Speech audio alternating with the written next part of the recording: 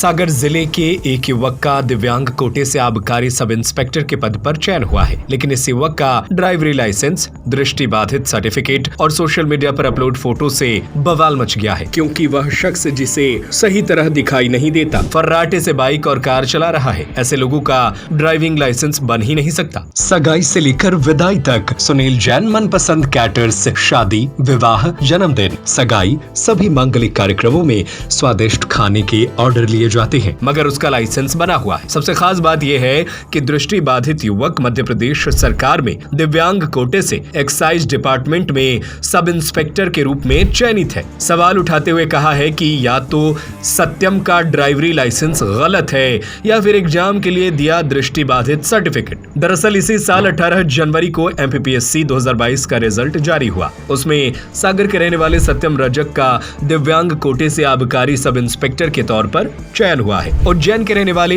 Prince Yadav ने सत्यम रजक के selection पर सवाल उठाए हैं। सत्यम रजक ने अपने ऊपर लगे आरोपों को निराधार बताया। साथ ही कहा कि उनका ड्राइविंग लाइसेंस 2017 में बना था। उस समय वह स्वस्थ था और पुलिस कांस्टेबल जेल प्रहरी की परीक्षा भी दी थी, लेकिन कोरोना आने के बाद कोट्स इल्स रिसीज नाम की बीमारी हो गई, जिसके बाद भोपाल और नागपुर में इलाज कराया गया। 2021 के बाद लगातार यह बढ़ती गई और 2023 में विकलांगता के लेवल पर पहुंच गई। इसलिए उन्होंने यह सर्टिफिकेट बनवाया था और जो वाहन चलाने को लेकर आरोप लगाए हैं उस पर कहना है कि आंखों की बीमारी 2021 में हुई है। उसके पहले 2017 में ड्राइविंग लाइसेंस बना था।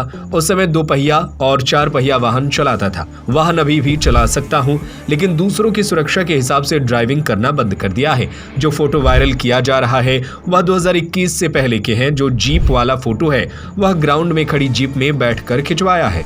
मेरा नाम सत्यम रजक है। मैं अभी जो हाल ही में 18 जनवरी को जो रिजल्ट जारी हुआ है 2022 का MPPSC का, उसमें आबकारी उप निरीक्षक के पद पर चयनित हूँ। ये आरोप इस तरह की लगे हैं और एक शिकायत की गई है जी कि आप दृष्टिबाधित भी हैं और आपका ड्राइवरी लाइसेंस भी बना है। जी, क्या कहेंगे इस पर? इस पर हम ये कहना चाहेंगे कि हमारा जो ड्राइविंग लाइसेंस है वो 2017 में बना हुआ था, जिस टाइम पे हमें ऐसी कोई भी बीमारी नहीं थी। हमें कोट्स नाम की डिसीज़ है जो कि बायलैटरल कोट्स डिसीज़ है, जो कि हमें लॉकडाउन के टाइम 2021 और 22 में हुई है, जिसका सर्टिफिकेट हमारा जनवरी 2023 में इशू हुआ है। तो 2017 में हमें किसी भी प्रकार की कोई भी समस्या नहीं थी, तो उस टाइम पे हमारा लाइसेंस बनना लाजमी है। तो उसमें ऐसा कुछ इशू नहीं है। 2017 का हमारा आप डेट चेक कर सकते हैं, 2017 में लाइसेंस इशू हुआ है। इस तरह के भी आरोप लगे हैं कि इसके पहले जो आपने परीक्षाएं दी थी उनमें इस तरह का किसी भी प्रमाण पत्र का इस्तेमाल नहीं किया गया। तो जी, मैंने 2017 में कांस्टेबल पुलिस की परीक्षा दी थी और 2018-19 में जेल प्रहरी की परीक्षा दी थी, लेकिन उस टाइम पे मैं पूरी तरह से फिजिकली फिट था। तो उस टाइम पे मतलब सर्टिफिकेट लगाने का कोई औचित्य नहीं। आप भी ये बात समझते हैं, जब मुझे समस्या 2021 में हुई है तो मैं 2017-18 में क्यों नहीं अपना मतलब कोई भी फिजिकल एग्ज़ाम जहाँ पर मैं फिजिकली फिट हूँ मैं क्यों नहीं दूंगा उसका। तो ये जब जो बीमारी आपकी ट्रेस वगैरह हुई तो इसका इलाज वगैरह कहाँ करवाया? जी, इसका मैंने इलाज अपने जब जैसे कि लॉकडाउन का टाइम था उस टाइम में मैंने भोपाल में इलाज करवाया इसका, जिसके तत्पश्चात मैंने भोपाल जब इलाज संभव नहीं हो पाया तो मैंने इसका इलाज नागपुर में भी कराया 2022 से, और अभी भी इसका इलाज चल ही रहा है कंटिन्यू। इसमें क्या होता है कि रेनिज में भी इंजेक्शन लगते हैं। रेटिना में मेरे क्लॉटिंग है, स्कार्स बने हुए रेटिना में, तो जिसका इलाज मतलब पूर्णतः संभव नहीं है। पूरे विश्व में भी कहीं संभव नहीं है इसका इलाज, लेकिन उसको प्रिवेंट किया जा सकता है। ख़त्म नहीं किया जा सकता लेकिन प्रिवेंट किया जा सकता है। तो उसके लिए मेरा इलाज अभी भी चल रहा है और नागपुर से इसका मेरा ट्रीटमेंट चल रहा है। तो इस तरह के जो आरोप लगाए जा रहे हैं तो क्या किस वजह से लगाए जा रहे हैं और कैसे देखते हैं आप? मुझे लगता है किसी का व्यक्तिगत इसमें स्वार्थ है जिसकी वजह से मेरे ऊपर इस तरह के आरोप लगाए गए हैं।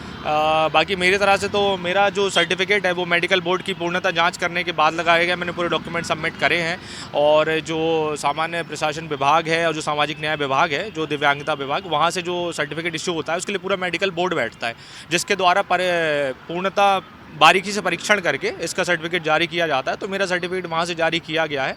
तो मुझे लगता है कि सारे आरोप बेबुनियाद हैं और किसी की पर्सनल द्वेष भावना के वजह से लगाए जा रहे हैं मेरे ऊपर।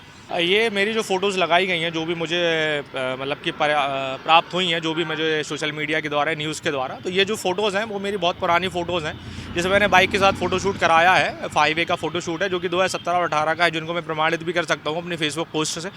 और इसके पश्चात जो एक 2024 अप्रैल की एक फ़ोटो लगाई गई है जिसमें जिप्सी में बैठा हुआ हूँ मैं, तो वो हिंदू नववर्ष की फ़ोटो है, जिसमें मैंने एक जीप में बैठ के फ़ोटो खिंचाई है। तो अगर मैं किसी जीप में, अगर मैं दृष्टिबाधित हूँ उसके तत्पश्चात भी मैं एक जीप में अगर फ़ोटो खिंचाता हूँ तो मुझे नहीं लगता कि इसमें कुछ गलत है। अगर मैं बैठ के फ़ोटो खिंचाना कहीं चाहूँ तो ये तो मेरी मतलब पर्सनल हक है मेरा कि मैं कहीं भी फ़ोटो खिंचा सकता हूँ। मैं किसी भी गाड़ी में बैठ के फ़ोटो खिंचा सकता हूँ, मैं बाइक पे फ़ोटो खिंचा सकता हूँ। अगर मैं कोई बाइक चलाता हूँ या कार चलाता हूँ, उसकी कोई वीडियो हो या कुछ ऐसा हो तो आप उस पर मुझ पर आरोप लगाइए। अगर मैं कहीं बैठ के फ़ोटो खिंचाता हूँ तो मुझे लगता है कि ये पूर्णतः गलत है और ऐसे आरोप लगाना बहुत ही गलत बात है।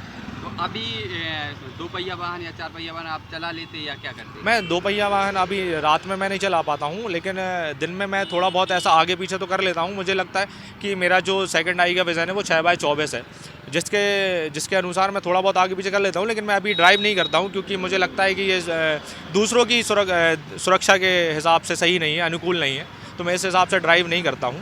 तो अभी तो एट प्रेजेंट कंडीशन में कोई भी गाड़ी 2 पहिया हो चाहे 4 पहिया हो, मैं कोई भी गाड़ी नहीं चलाता हूँ। तो 4 व्हीलर चलाना आपने कब से बंद कर दिया था? 4 व्हीलर चलाना मैंने 2021 से बंद कर दिया है, जब से मुझे ये समस्या आई है। और मुझे लगता है कि कर भी देना चाहिए क्योंकि बहुत ज़्यादा समस्या हो रही थी, तो इससे किसी दूसरे को क्षति पहुँचे, हानि पहुँचे, तो मुझे लगता है कि ये लाजमी नहीं है। सगाई से लेकर विदाई तक सुनील जैन मनपसंद कैटर्स शादी, विवाह, जन्मदिन, सगाई सभी मांगलिक कार्यक्रमों में स्वादिष्ट खाने के ऑर्डर लिए जाते हैं। फुल इवेंट मैनेजमेंट सबसे कम दामों में, आकर्षक counter, VIP salad counter, full dress up girl and boys waiter, indoor outdoor catering service, Punjabi dhaba एवं Rajasthani dhaba, full snacks.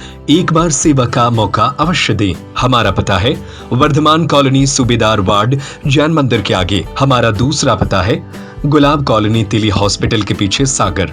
Mobile number 8319458886, 8827514723, 9827119738।